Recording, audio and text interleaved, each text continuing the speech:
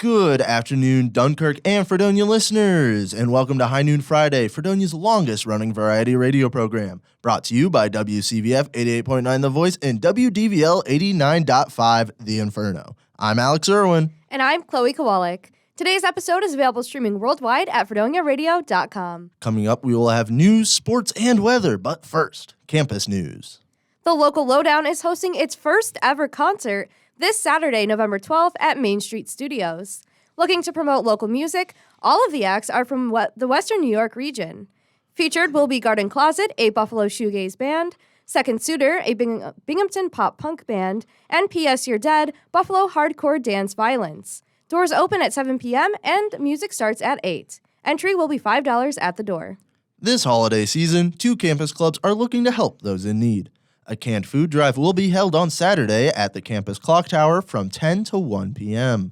The drive is being held by 2 Greek life organizations, Kappa Sigma and Sigma Kappa. Non-perishable foods that have not expired will be accepted.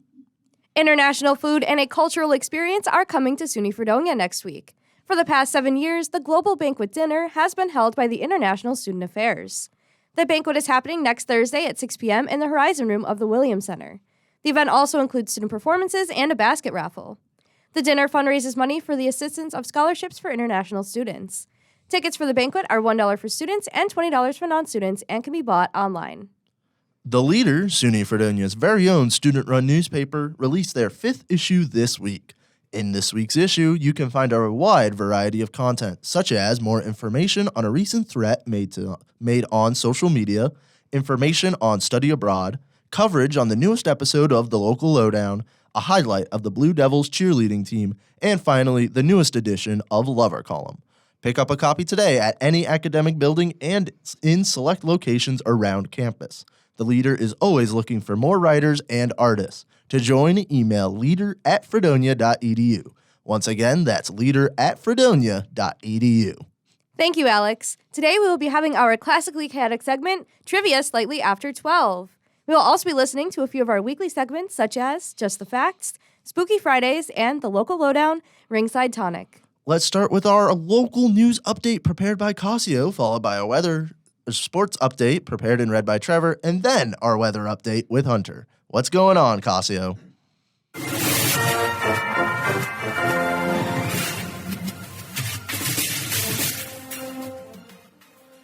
Good afternoon, Fredonia and Dunkirk listeners. Hey, let me ask you a question. Did you know that you have rights? One of those rights is the right to vote. And I hope you use that right, because here in Chautauqua County, Election Day is in the books, with local election officials saying things went pretty smoothly. With technology, you always have a constant awareness of certain things, like people knocking the charger off an ebook or something disconnecting, said Chautauqua County Republican Elections Commissioner Brian Abram. You've always got to be aware that you will always have some type of bug or quirk or whatever you want to call them in the system, but in general, the technology did well. Voters were gracious, and everything seemed to go well. There was only one issue in the county that happened at a polling location in the town of Poland. There, a ballot went into the scanner and became stuck. We deployed 5 people to go out there and try to resolve the issue, Abrams said. The ballot had wound itself in there so tight that they ended up having to make some repairs on the spot, and then, as the line stopped, they would feed the ballots bipartisanly to try to catch up, because you keep the voting process flowing even if you have only one machine and it's got a jam in it. Beyond that, Abrams said there were no other equipment or voting machine problems. However, one race was too close to call. There were 3 trustees running for 2 seats in the village of Mayville: Mark Perry, who ran on the Democratic and Republican lines, Bill Ward, who ran on the Democratic line, and Eagle Harrington, who ran on the Republican line. Unofficially, Perry received 461 votes, Ward received 307 votes, and Harrington received 301 votes. With 6 votes separating Ward and Harrington, a winner in that race has not yet been declared. According to Abram, 41 absentee ballots were returned, with another 12 ballots that could potentially be returned and counted. They would need to have been postmarked by November 8th to count and would need to be received in the office by November 15th. There's also an additional 7 affidavit ballots that have not been counted. Abram explained that an affidavit ballot does not go through the machine. It's a separate ballot for people who are in the poll book who aren't in the poll book but believe that they should be. An example of this would be someone who moved but didn't re-register or had a name change. In those cases, an investigation takes place which involves the State Board of Elections to determine that the vote is legitimate. If the investigation determines the vote is legal, it is then counted and added to the voting total. Abrams said that they would like to be able to count the remaining absentee ballots and confirmed affidavit ballots by Tuesday, November 15th, although it could be longer. That's all for local news this week. Trevor, what's going on in sports?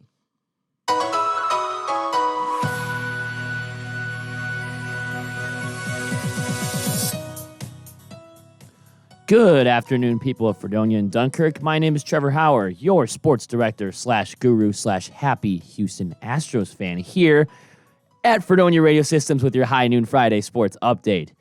Well, the Buffalo Bills will be limping, literally, into Sunday's matchup against the Minnesota Vikings as Jordan Poyer and Greg Rousseau are both out with injuries. Bills quarterback Josh Allen is also questionable to play with a right elbow injury. The Bills come into this matchup with a 6-2 record, while the Vikings sit at 7-1. In the NHL, the Buffalo Sabres have lost 4 games in a row after starting off the season 7-3. Former Sabre Jack Eichel returned to Buffalo last night with the Vegas Golden Knights, where he scored not 1, not 2, but 3 goals against his former team, earning the first star of the game with a hat trick and an assist, totaling for a 4-point night with a +5 ± rating. The Sabres will host the Boston Bruins tomorrow night at 7 p.m. in hopes to end this losing streak.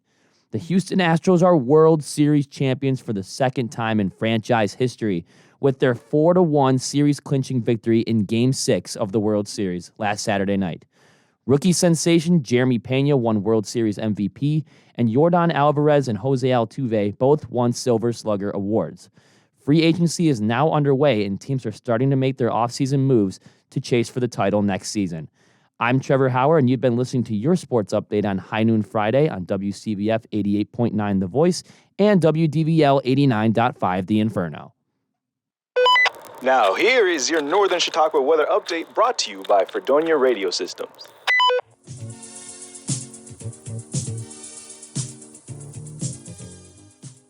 Hello, Fredonia. I'm Hunter, here with your weekend weather forecast.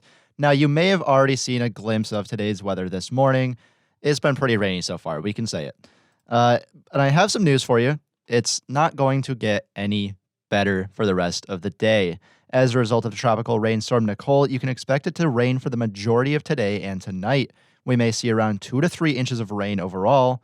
Temperature-wise, we are weaning off of our recent heat wave of sorts for November weather in western New York, and it's going to remain a high of 64 degrees throughout the day, getting down to a low of 46 at night.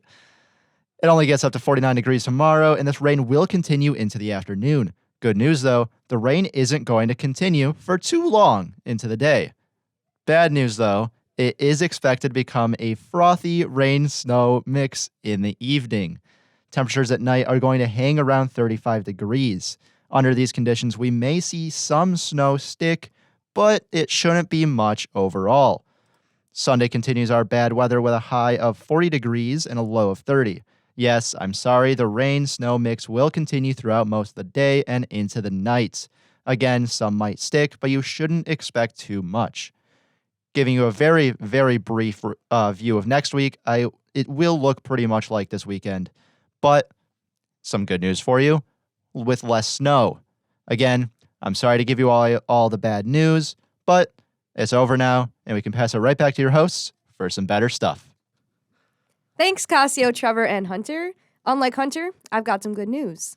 We're going to dive right into our weekly segments, and to start, here's Just the Facts.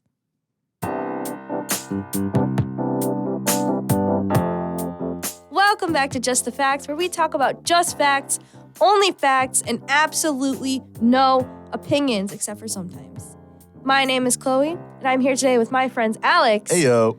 and Hunter. Hello, I'd like to refute. There's no opinions ever. It's only facts. Only facts here on Just the Facts. Before we get into our topic, Chloe, I just want to say we do only talk about just facts here. And we have to make a bit of a correction to our Oh, previous yeah. episode. Sometimes Right, we right. have to You're make a rebuttal. It is the ethical thing to do. Yeah. So Hunter, what did you say last week about cars? I made a certain claim that a certain hot rod, nice, Is he a hot rod? not the hot rod. I'm He's trying not to a think of hot the. rod. It's a race car. I'm trying to think of the name. Race car. It's a No, stock car. not race car.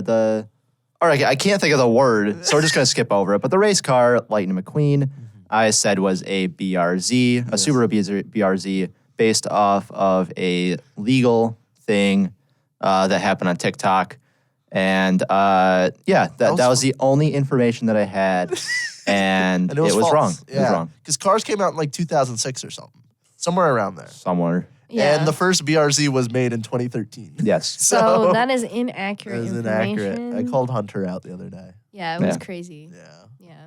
It was like, have you ever seen like Ace Attorney? That was me. I was like pointing at you. I was like, liar.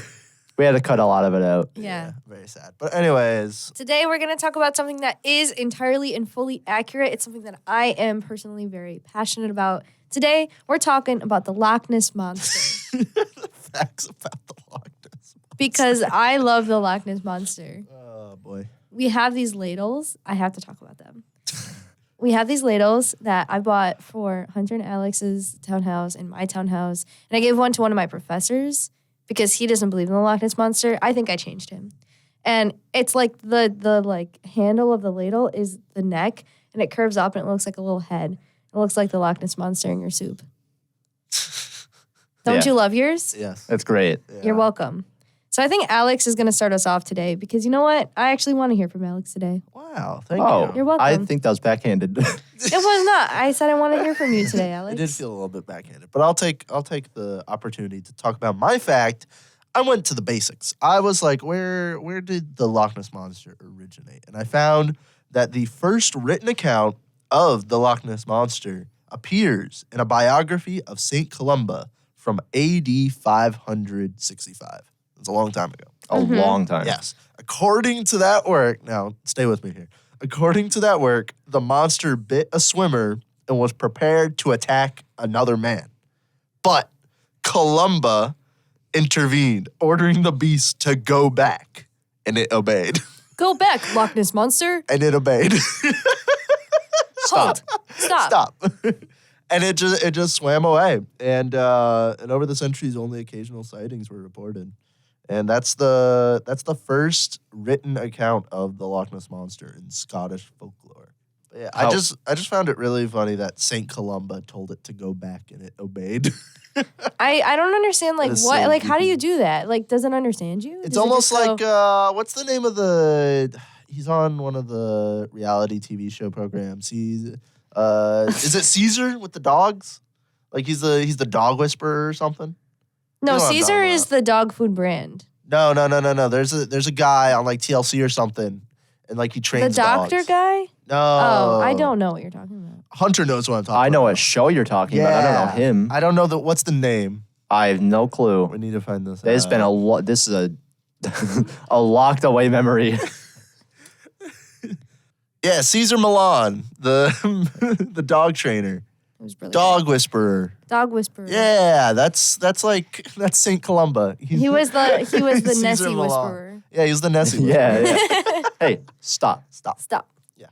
Okay, Hunter, what have you brought to the table today? Okay, so I wanna provide a little thing. This is before I get into my fact. You said that the latest thing was 1980s or so. I think so. Just right before the show, after I found my fact and everything, I was finding some background, and I saw an article posted by CBS in August of 2022. It is not the Loch Ness Monster, but it's an article that says scientists make discovery on dinosaur some believe to be related to the Loch Ness Monster. So the Loch Ness Monster clearly exists. Adjacent, Yeah, Loch yes. Ness Monster adjacent. Yes. Okay, got it. I thought that was interesting. Anyways, is. into my fact. Okay, that was a bonus fact. That was a bonus fact, yeah. Thank you.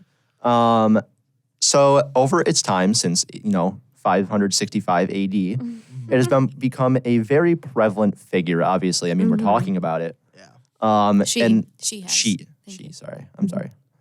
She has become a very prevalent figure, and this is obviously the reason that they added it into D&D. This is 100%. Is Is it a plesiosaur? Yeah, plesiosaurus. Yes. Nessie is believed to be a plesiosaurus. Yes. And they added it into D&D because of her, obviously. Yes. There's no she was other the reason. inspiration. Yeah. I find this really funny because when... I'm going to get into that. Okay. Okay. So here at Just the Facts, we used to play D&D, and we encountered a certain plesiosaur. Yeah. Yeah. And here's a rebuttal fact. Again, another one of this episode. Okay. Chloe, in her time, said that... So provide a little background for us, DM. So there was, we played a D&D campaign in Icewind Dale, and they were in this little town. It was called like Brune or something, or Bryn. It was like a miniature fishing town. Like 100 people lived here. It was really small. And there was a plesiosaur that was knocking boats over, but only the boats from this certain town. And they went on a boat, and they encountered the plesiosaur.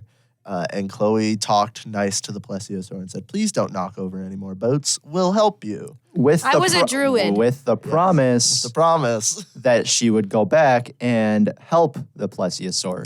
And this is where my rebuttal fact comes in. Well- She never helped that plesiosaur. No. You want to know why? Because Mr. Alex Erwin did not continue our campaign. So that Loch Ness Monster, Nessie, has been waiting for my return, and I have not returned. No. It's my turn. Today, I'm talking about the Loch Ness Monster in that one time, she almost got run over by a motorcycle. But she survived. So, God, first Grandma gets ran over by a reindeer. Now Nessie gets ran over by a motorcycle. Oh, God. that's actually really funny. So in 1934, there was this guy on a motorcycle. His name was Arthur Grant, and he swerved to avoid a strange creature. He described the creature as having a small head attached to a long neck and looking like something between a seal and a plesiosaur. He then followed it to the lake, but then it disappeared into the water. You know what? This is not the first time Nessie has tried to cross the road unsuccessfully. This happens all the time. There was a car one time driving, like later on, and they like had to swerve for her again. She's not very good at Frogger. Well, she's not a frog, so maybe that's Yeah. it.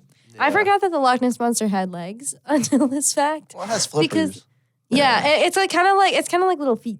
It's not like little, fully You ever formed see- Not legs. legs. You ever see those fish that walk on land? It's kind of like Yeah. that. It's like, yeah, they're like the front ones are like fins, and then the back ones are more like hind legs that she can push Mhm. with. What a silly, goofy little monster that we've talked about. Oh, we love Wait. I have an idea. Okay, so everybody needs to go around the table and say whether or not they believe in the Loch Ness Monster. There is a correct answer. Hunter. Yes. Okay, good. Alex. No. What? No, it doesn't Alex, are you exist. telling me that you don't believe in the Loch Ness Monster? Absolutely not. How do you not believe in the Loch Ness Monster? Thanks for What is choosing wrong Just the with Facts you? today I for your don't- one-stop do you shop have of any facts. idea what you just said? I'm going to end the I'm episode literally now. so upset. This has been Hunter Alex, with no, Chloe I and literally Alex can't use it ever on be on Hide In Just Friday. Facts Come ever back again. next week No, for the Loch some Ness Monster is very, real. There is very a clear nice evidence facts. from We will 80s. see you The next time. 1980s. Did Goodbye. you come to 2022 in August? Thank you. Next up, let's get a little bit darker with Spooky Fridays.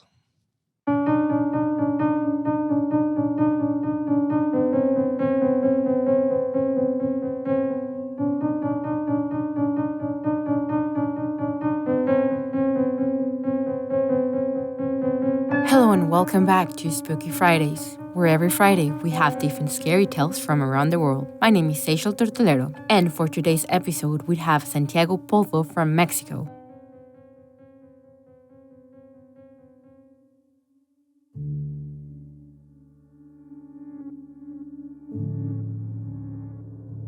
I should have known something bad was going to happen. I should have known you don't mess around with that. I could have stopped it. In my freshman year of college, I really liked this girl who was into dog things. And for some reason, I felt drawn to her. For the purposes of this story, I'm going to call her Amanda. Amanda would tell me about her hobbies, which I found strange, but I didn't really want to judge her. She had a pet crow, and she would feed small rats to it. She was interested in the dead and would collect skulls of things, animals, and other stuff. She was studying mortuary science and said that she loved being around dead people. She was older than me, and she was interning for this local Morse funeral home.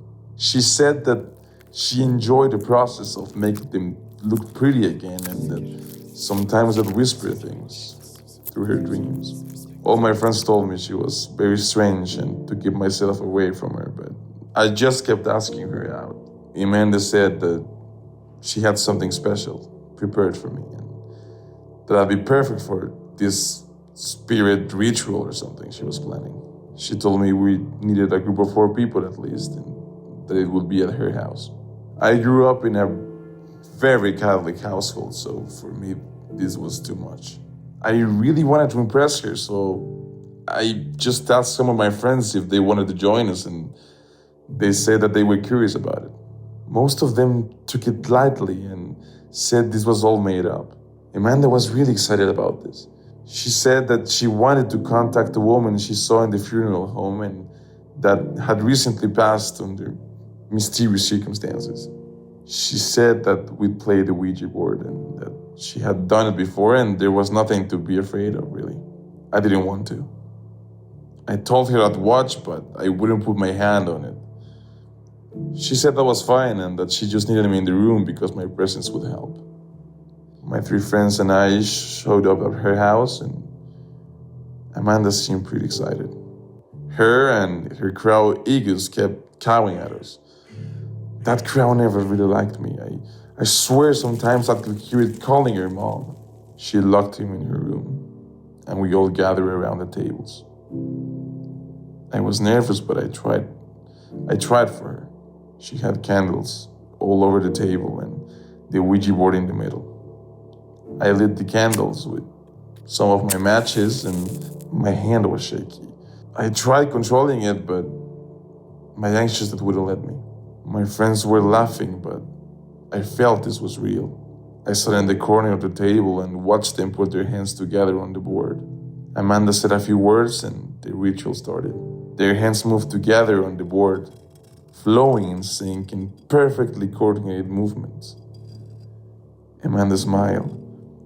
My friends kept blaming each other about who was moving the pentacle and, well, the question started. Come forward. She kept asking, who are you? Some letters started forming repeatedly. Their hands together moved faster and faster. The speed they took was too much to keep it coordinated.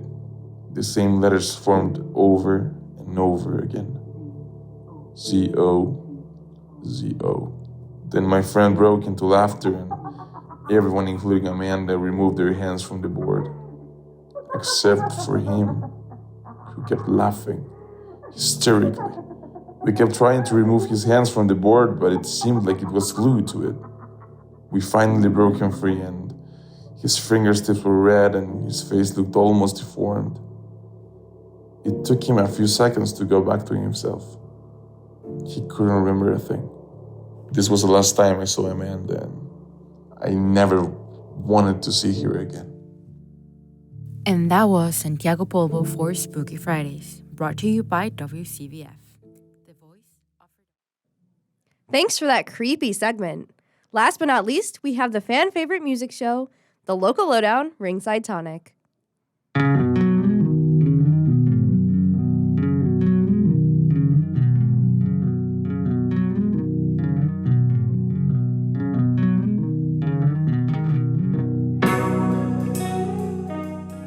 Hey guys, it's Alex here with the local lowdown here outside Amityville Music Hall for another small little field interview. Today, I am here with Ringside Tonic. Would you guys mind introducing yourselves? I'm Billy. I'm Alex. Drummer. Mike. Mike, aka Drummer. Well, to get things out of the way, you released an EP earlier this year called Perennial. Supposedly it took 2 years to complete, right? Yeah, we started right before COVID hit, and then the day we were supposed to record, I got hit with COVID, and then when it was finally open again, our producer, or the guy recording for us, had to get surgery, so it was a whole ordeal to get through. Well, I was going to ask, how was it working on it over the pandemic, but it sounds like it was quite a struggle to get it done. It was a lot of learning parts that we had set down a year and a half ago that had changed organically over time. So it was a hurdle, but it was definitely a lot of fun. I am curious, did you all record it remotely, or were you able to get into the studio? Because I've talked to bands who were able to do both during the pandemic. So we started in the studio called Voodoo. It's out on the island. We did the drums there right before COVID hit. And then after COVID, we went to the producer's house. He had a home studio, and we tracked all the rest of the parts there in person. Ah, I see. Well, the longest song on that EP, The Story of Mistakes, is a beautiful journey, I must say, with relatively few lyrics. I was quite surprised. What was the inspiration for this track, and what was the choice, making the longest song, say the least, essentially?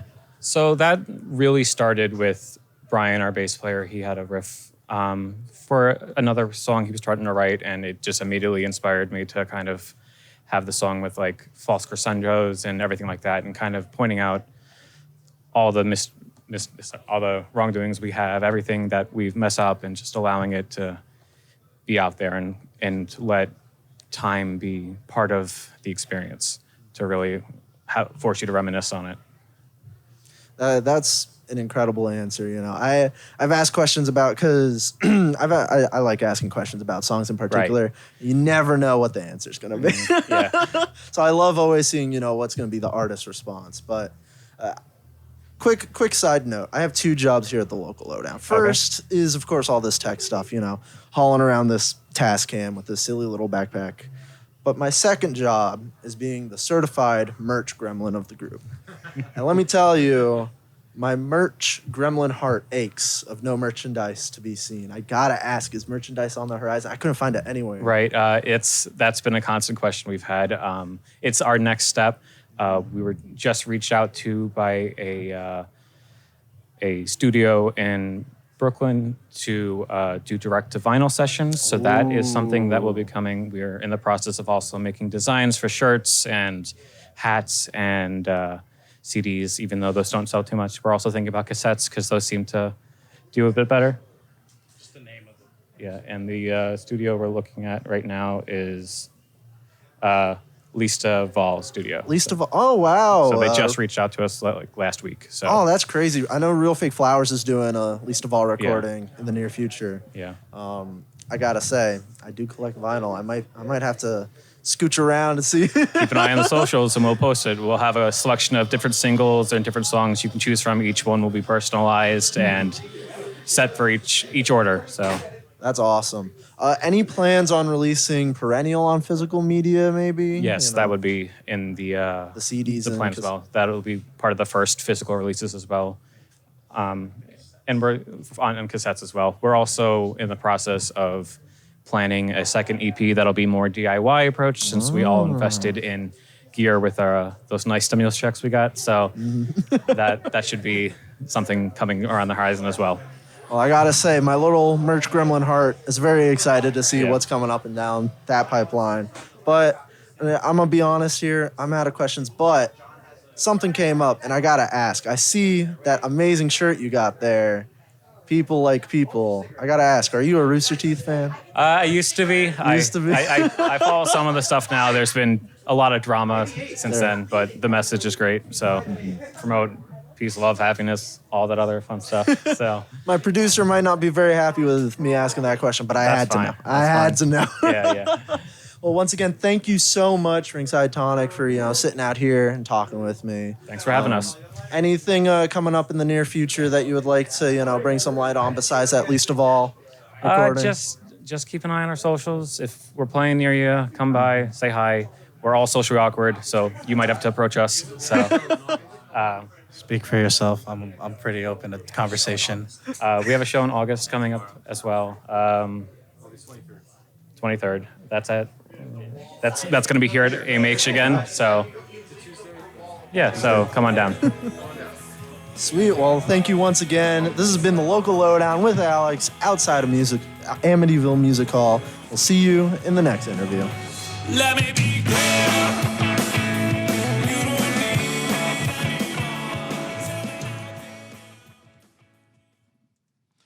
Thank you very much for that musical segment. Now let's bring it to Josh with the international news.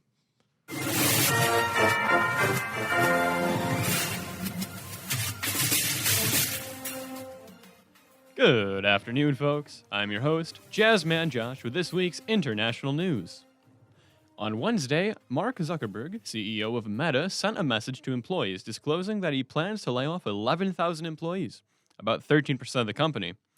To cite Mark Zuckerberg himself, quote, "Fundamentally, we're making all these changes for two reasons. Our revenue outlook is lower than we expected at the beginning of this year, and we want to make sure we're operating efficiently across both Family of Apps and Reality Labs," end quote. In the message, he explains that he had overhired employees during the pandemic under the assumption that the massive growth of e-commerce would bring in massive revenue. He had predicted the growth would continue even after the pandemic, but he was wrong, and the recession of the economy caused revenue to reach a significant low. According to Zuckerberg's message, workers in the U.S. will receive 16 weeks of severance pay, payment for all remaining paid time off, and the company will cover the health insurance for the laid-off employees and their families for 6 months, as well as a few other apologetic services. Support for employees outside the U.S. should be similar, and Zuckerberg is going to freeze hiring through the first quarter of 2023, expecting very few exceptions. He's predicting some very forward-looking changes to come with the layoffs, with how profitable Facebook has been and how it has defined social connection and computing. However, his statement contains a disclaimer at the end, stating, quote, "This post contains forward-looking statements regarding our future business plans and expectations. These forward-looking statements are only predictions and may differ materially from actual results due to a variety of factors," end quote. This is a huge change in the industry that seems to indicate that big tech companies are more vulnerable than they once had been. Yesterday, the state of California filed a lawsuit against so-called forever chemicals.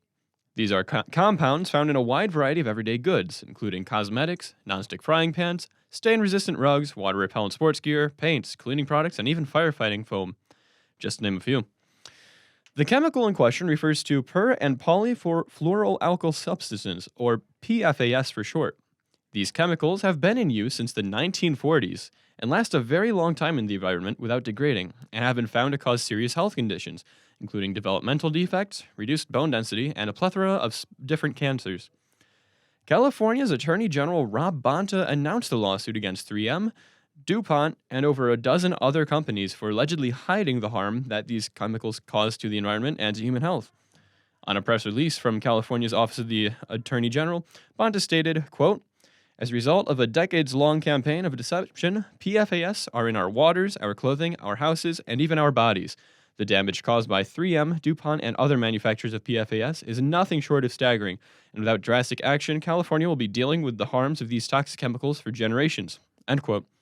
The press release continues to explain that according to the State Water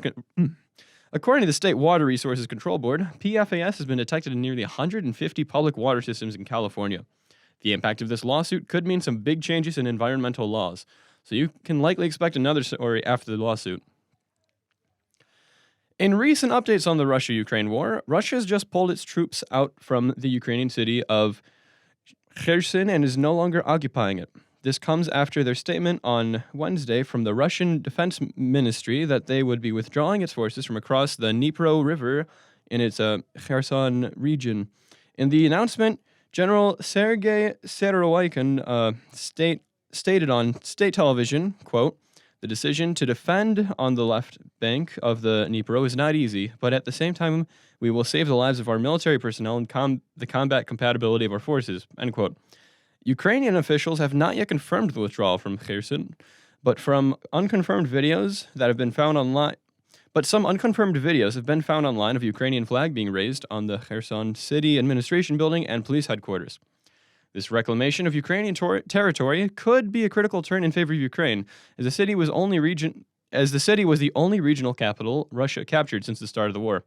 However, Kiev is claiming that they have not seen any signs of Russia leaving the city of Kherson yet, and the Ukrainian presidential advisor, Mikhailo Podolyak, tweeted his belief that Russia's statement of withdrawal could be a farce.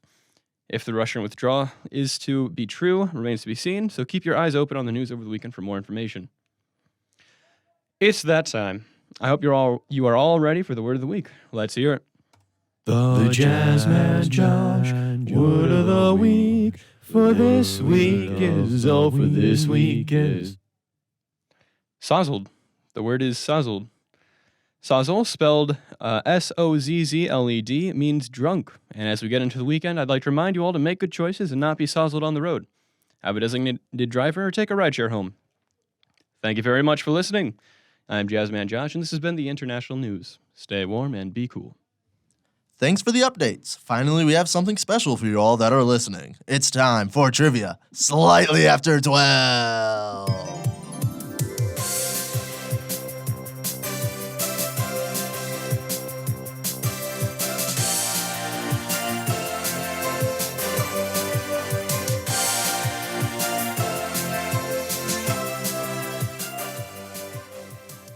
On this segment, we test the minds of students here on Fredonia's campus for the chance to win glorious prizes. This week, we have 3 wonderful contestants ready to win big by answering some questions. Please introduce yourselves. Hello, I am Sara Gorton. I am back once again after my big win from last week. I'm very excited. Hi, I'm Ryan Terry. I'm the Chief Archivist here at the Fredonia Radio Systems. Hi, I'm Kasey Clark. I'm a radio station lurker. Can I introduce here myself? for the trivia. Sure. Hi, I'm Chloe. I'm the PR director.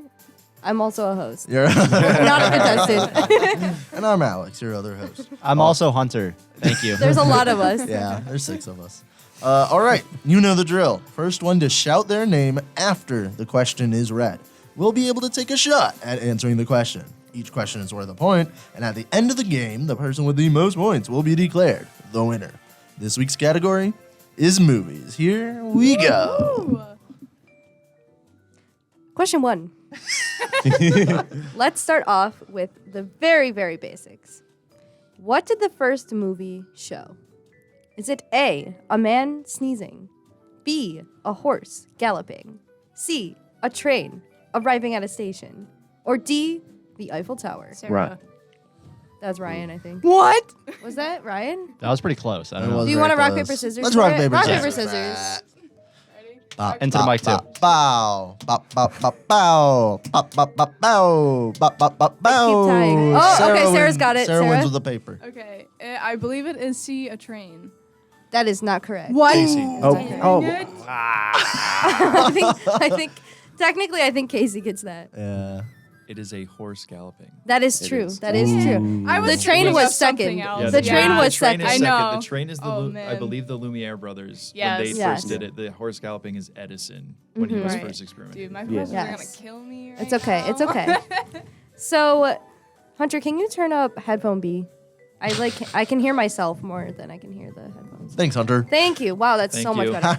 Okay. So, fun fact. It's called The Horse in Motion. It came out in 1878. What a dumb name. You know what, Alex? So, Sorry. anyways, they did this by using like several cameras, and they took like different shots, and then they combined those all together. And the reason they did this, which I think is kind of dumb, they were debating whether all 4 of a horse's hooves are ever off the ground at the same time while the horse is galloping. The answer was yes. That's it. They were. They were. They were. Also, they reference it in the movie Nope. Nice. Interesting. I haven't seen it. I saw a It looks replica good. of the I forget what it's called. The stop motion. Yeah, because it's like a Yeah. wheel you spin. I wonder what the horse's I name saw is. the Like a replica zoetrope. at a That's film cool. museum in New York. Oh, that's Yeah, cool. it was awesome. Wow. Anyways, That's like a question bonus 2. fact. Question 2. All right, so IMDb has this big ol' list of the top 250 movies of all time. What is their number 1? And Sorry. Well, I mean, Can you do that? technically, this rule says after the question is read. yeah, the question Oh, was. okay. I If didn't you want I to thought do it was done. I'll finish the question first, and then I'll let you answer it if you want to do before the choices. Yeah, if you can answer before the Right, choices, you get a sorry. bonus I point. keep not. I keep not forgetting. I didn't know we could choices. do that. Yeah. We just decided this. We just decided. Okay. What is their number Cheater. 1? I guess the rest of the question doesn't matter too much if you want to guess. I made it a little harder by adding a choice E. Kasey, what's your guess? Is it Citizen Kane? That is incorrect. Ryan. No choices? Ryan. It's Shawshank Redemption. What? That's correct. Whoa. Dang. That was crazy. Got him. All right, Ryan. Wow. We know Ryan who is looks showing at I used to be a IMDb film lot. major. Oh, really? Once upon a Oh. time. Interesting. Yeah, back in a past life. The choices were Inception, The Shawshank Redemption, The Godfather, Forrest Gump, or none of the above. Gorse Fumble. I'll remember not to be such a hair trigger on that. Yeah. That's right. It's okay. Okay, so I guess it wasn't that hard. They only rated it 9.3 out of 10. Wow. Interesting. I would think that would be That's like tough. a 10 out of 10 for like the top movie. I Yeah. don't know. They're a little There's some harsh They are a critics little out Yeah, there. exactly. The Godfather had like a 9.2 though. So it's Wow. very It's close. close. Yeah. Yeah. But Shawshank won it. I wonder what the Yeah. horse would get. Probably like a 3. 8.2. 8.2. Yeah. Right, question number 3. One of High Noon Friday producer Alex's favorite movies of all time is Rio. You know, that animated movie about the bluebirds? One in Minnesota? Yes. Yeah, Yes. that Yeah. one. It's all about the rarity of the Spix macaw. How many years after this movie came out did the Spix macaw get classified as extinct in the wild?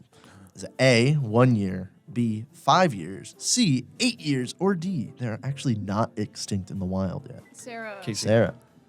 8 years? 8 years is correct. Yeah. I was looking at my phone. I'll guess. No, I'm not.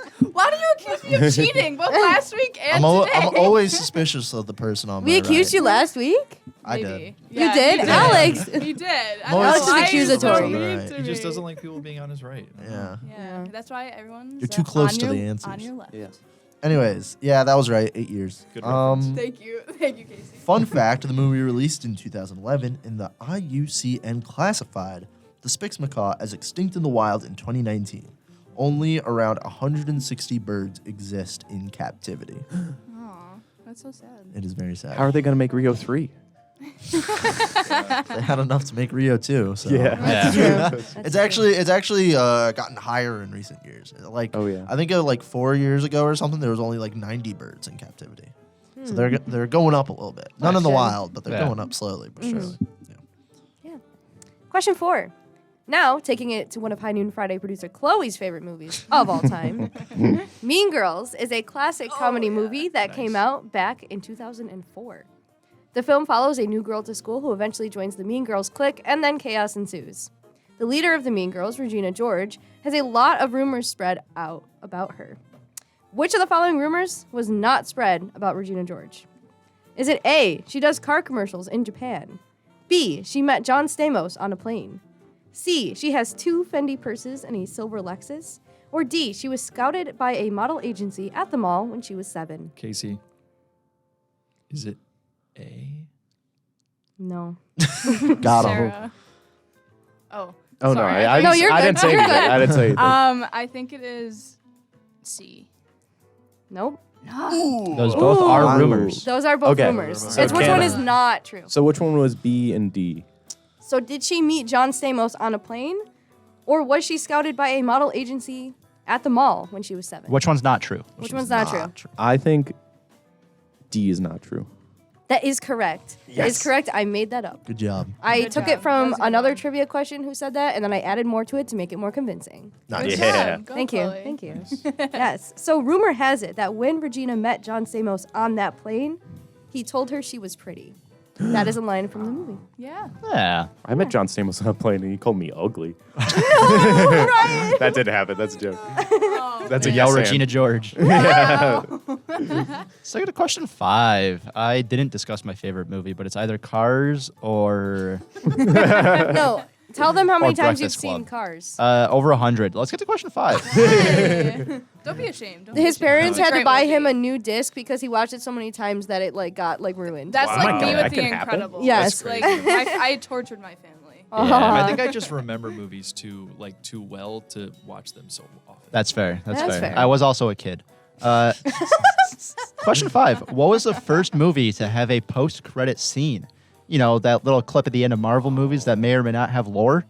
Is it A, Sunset Boulevard, 1950, B, The Silencers, 1966, C, The Thing, 1982, or D, Captain America, 1990?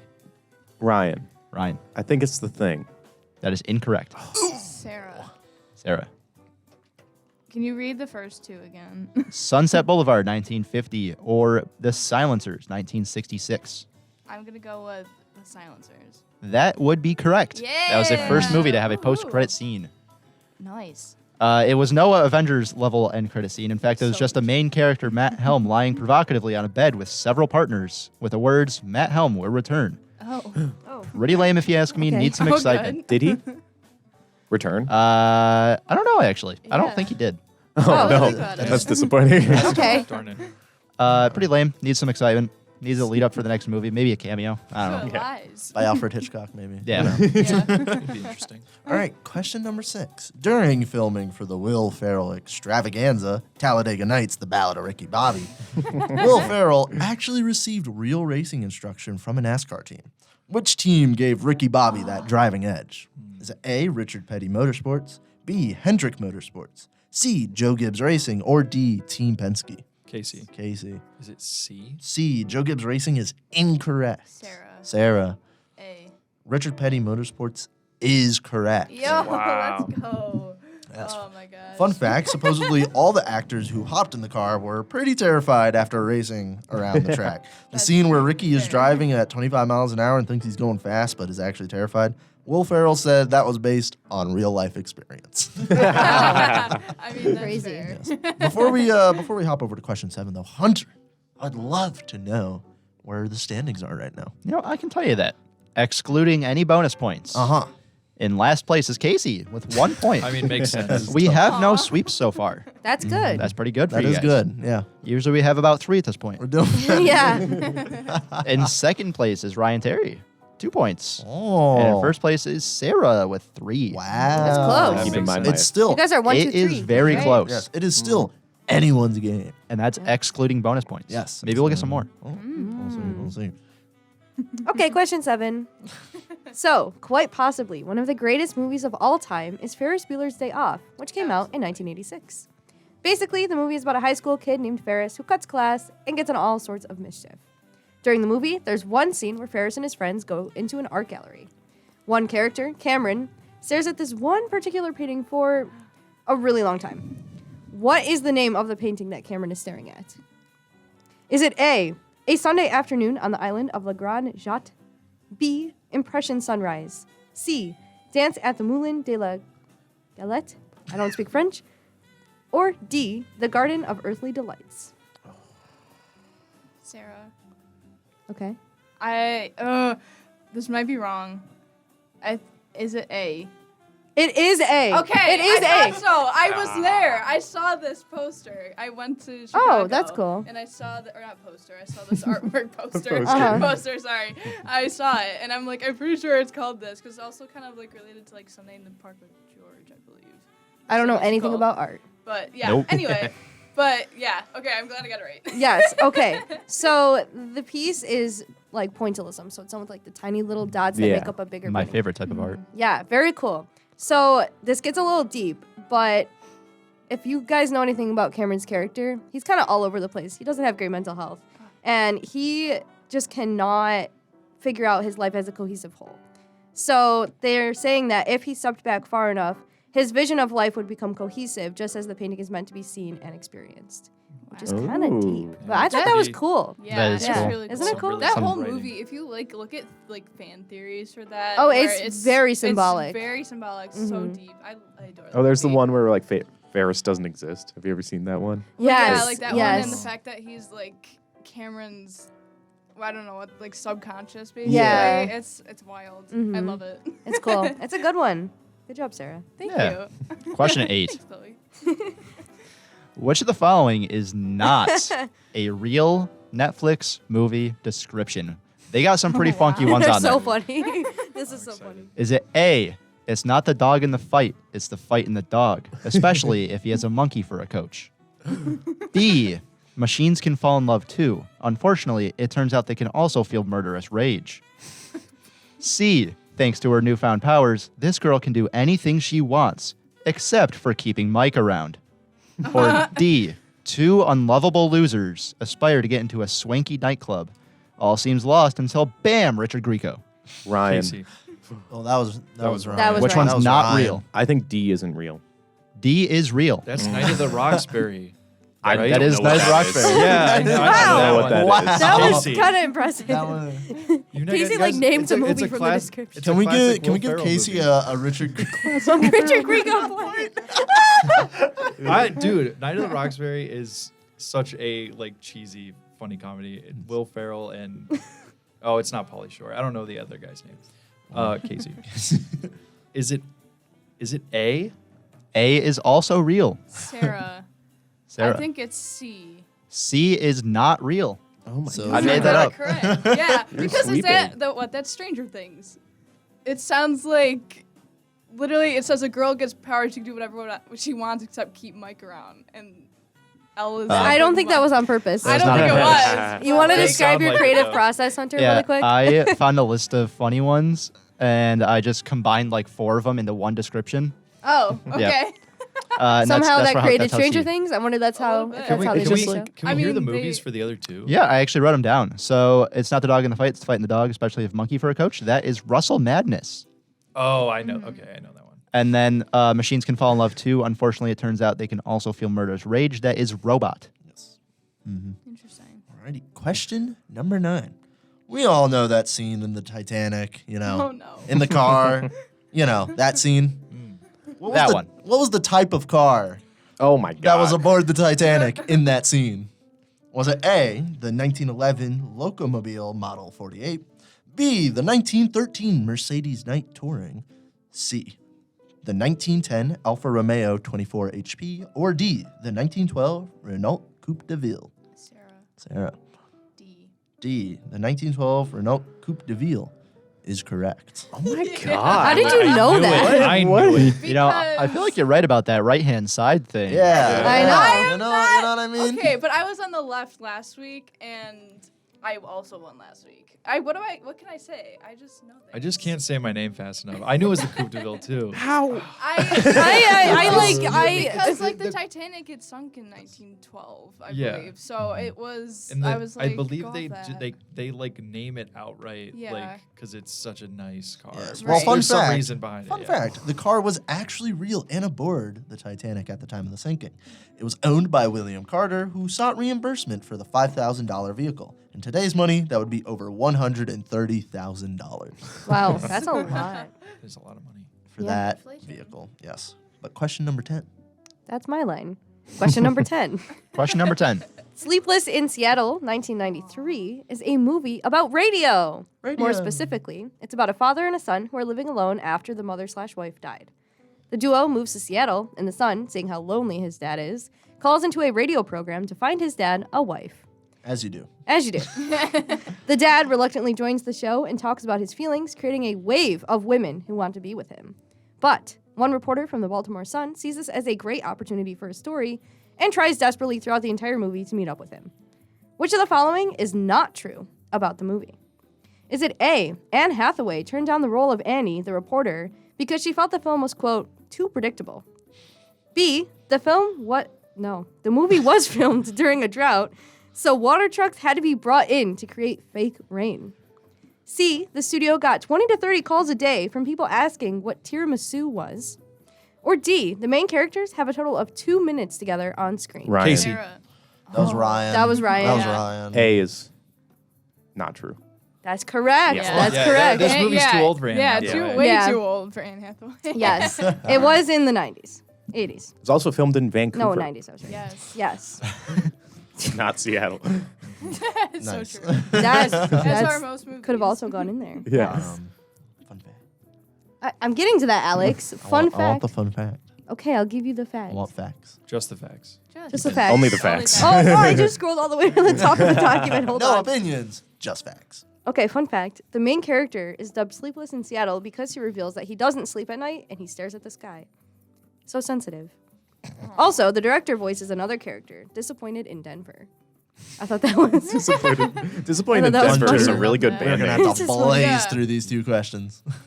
Question 11 in the list of top. Got him. Question 11 in the list of the top 5 movies with the highest budgets. How many times do MCU movies appear? Meaning, how many of the top 5 are MCU movies? Is it A 0, B 1, C 3, or D 4? Sarah. Ryan. Casey. No, Sarah. Sarah. Sarah. C3. That is correct. Oh, I knew that too. Ooh, there we go. Marvel, I'm coming And the other for 2 you. are Pirates of the Caribbean movies. They are, although 5th is tied, Pirates of the Caribbean and Justice League. Yes. Oh, okay. Very nice, very nice. Yeah. Question number 12. You guys like movies, right? I like to think so. Yeah. Yeah. Okay, then. Tell me which one of these movies didn't get released domestically today, November 11th, 2022. Oh. Is it A, Black Panther, Wakanda Forever, B, Resistance, 1942, C, I'm sorry, Hunter is shaking something in there and he was distracted. The marker's dying. C, Lamborghini, the man behind the legend, or D, Sam and Kate. Casey. Is it D? D, Sam and Kate is incorrect. Ryan. That's what I said. I want to say that was Ryan. I think it was Ryan. I think Ryan started that first. I think B. B, Resistance 1942? Yeah. That's incorrect. Sarah. Sarah. That means it is C because I just saw Black Panther last night. Lamborghini, the man behind the legend, comes out November 18th. Oh. My second was going to be Lamborghini. Yeah. Fun fact, Me though, too. 8 other countries received Black Panther Wakanda Forever before the U.S. This includes Australia, Brazil, France, Germany, Italy, Mexico, South Korea, and Spain. Japan and the U.K. get it today, along with the United States. The real question is, has it made it to China yet? No. It might be banned in China. Is it That banned? is tough. Is it going to be banned already? That is- Possibly going to be yeah. banned. That I is just tough. I saw a notification like an hour before coming here. Big Oh, yeah. tough. Hunter, what are the scores? I have the scores right here for you, Alex. I'm going to turn off the music real quick. No more so we can music. build up a little bit of suspense. Okay. All right. In last place. In last place is Casey. I knew it. I saw it coming. With 1 point and then an additional Richard Grieco point. Nice. Richard Grieco. Richard Grieco point. That was valued at 1 point. Okay. In second place, I'll say first because Yeah, I say feel like first. it's That's second. more Yeah, like- gives it away. In first place, our winner for movie trivia is Sara. Sarah! Yes, I Makes can. sense. Hey, Whoa, I can. that was do the that wrong all one day. again. That was the wrong sound effect. The police are on their way. Not turbo trivia Taking time. you I'm too away. good. I'm too good. Sarah, you are a 2-time trivia champion I for this know. semester. 2 times in a row. How are you feeling? I'm feeling great. You know, apparently I can do this all day. So. Oh. Add that to the tally. Oh, can Add I? it to the I tally understood that bar. reference. Can I know what the There we points go. were?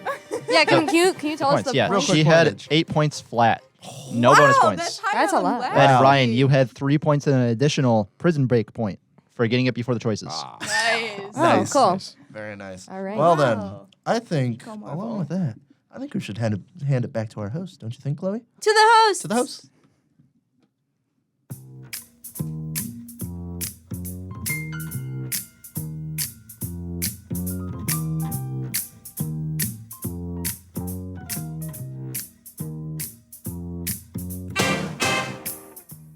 That wraps it up for this week's broadcast of High Noon Friday. Thank you for joining us, and make sure you tune in next week, same time, same place. High Noon Friday has been brought to you on WCVF 88.9 FM The Voice and WDVL 89.5 The Inferno on the web. High Noon Friday is assembled through collaboration with students from Fredonia Radio Systems and Dr. Daly's Audio Production 2 class. Our producers and scriptwriters are Alex Erwin, Chloe Kowalyk, and Hunter Halterman. Board operation is performed by Hunter Halterman. News is presented in red by Cascio, Fonseca, and Josh Ribakove. Sports is prepared and read by Trevor Hauer, and weather is prepared and read by Hunter Halterman. Tune in next week for another great edition of High Noon Friday. I'm Alex Erwin. And I'm Chloe Kowalyk. Thanks for listening, and make sure to tune in next week, same time, same place. Have a great weekend, Fredonia. Bye, Fredonia. At least try to have a good weekend through weather. Thanks, Hunter.